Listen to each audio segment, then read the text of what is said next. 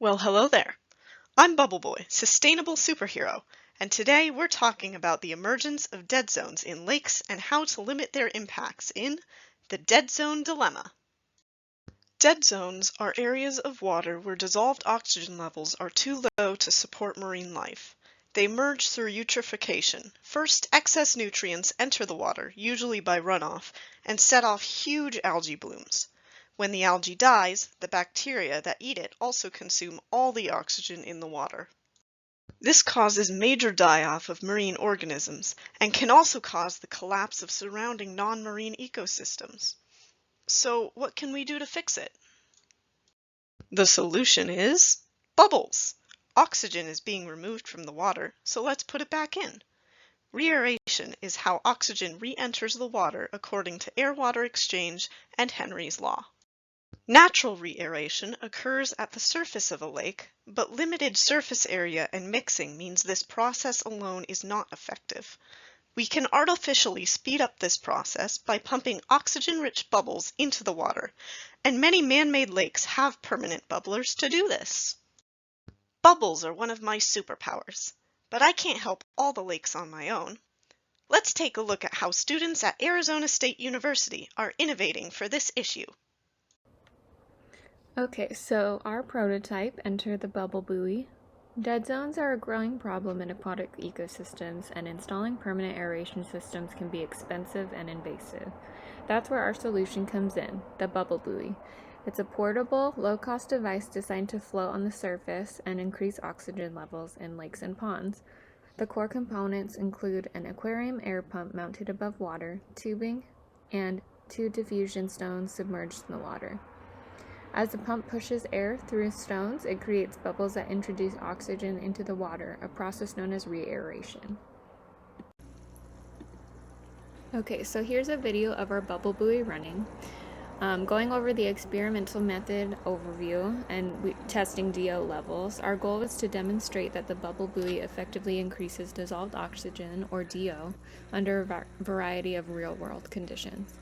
To do this, we tested how different environmental factors affected the device's performance. Rather than artificially lowering DO levels, we focused on showing that the buoy could raise them from normal baselines, meaning it would be even more effective in a true dead zone. So we ran our tests using a 5-gallon container filled with water at different temperatures: cold, room temperature, and hot. To simulate natural water movement, we used stirring devices to mimic various levels of mixing, from stagnant to fast-moving water. Throughout each test, we recorded DO readings in real time using a digital DO probe, ensuring consistent and accurate data collection. Each trial was repeated to confirm trends. So to really evaluate the bubble buoy's performance, we tested 3 key variables. First, temperature. We ran tests at 18 degrees Celsius, 28 degrees Celsius, and 41 degrees Celsius to see how heat affected oxygen transfer.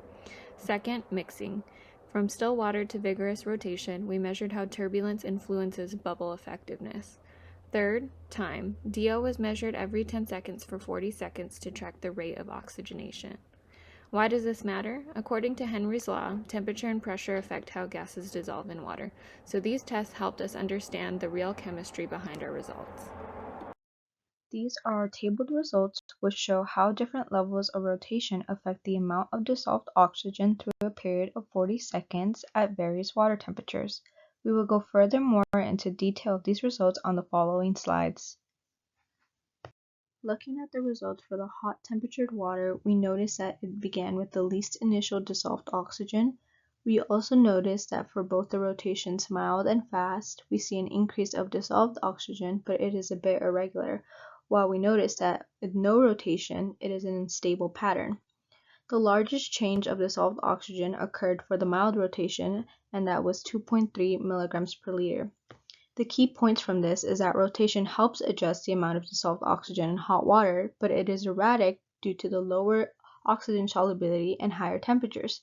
This is due to Henry's law, which shows on the graph that it is a bit of an unstable pattern due to the reduced oxygen solubility.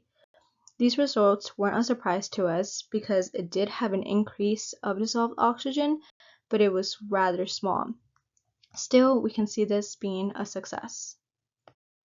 For the cold water results, we see that rotation shows little change in the dissolved oxygen levels. This is because cold water naturally holds more oxygen, meaning that saturation occurs right at the beginning. We can see that in the trends for almost all of our rotations, both non-mild and fast. We see that no rotation remains flat after 20 seconds, while fast rotation does have a bit of a rise.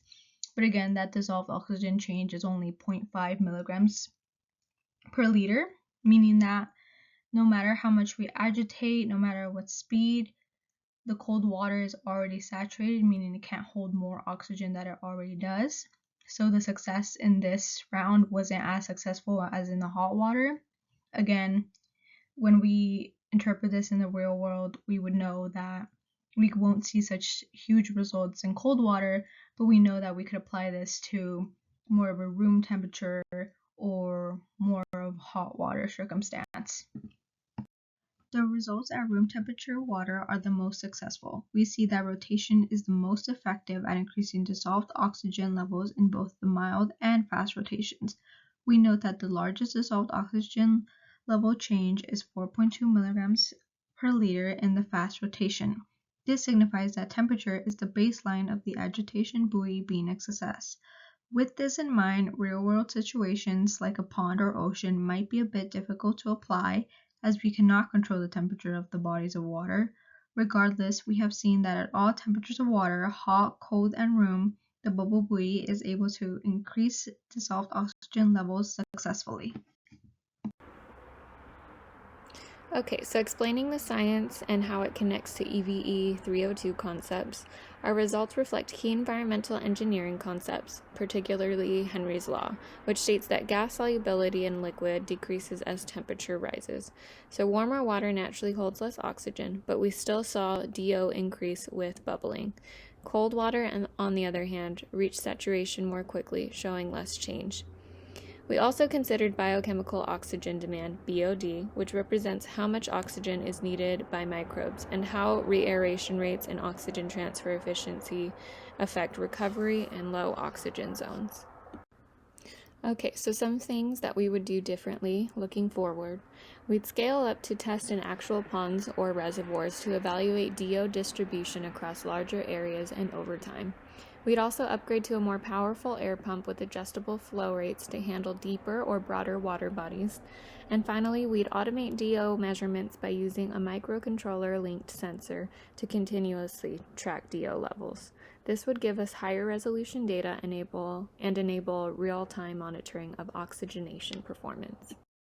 And with that, our presentation on the dead zone dilemma comes to an end. Thank you for your attention.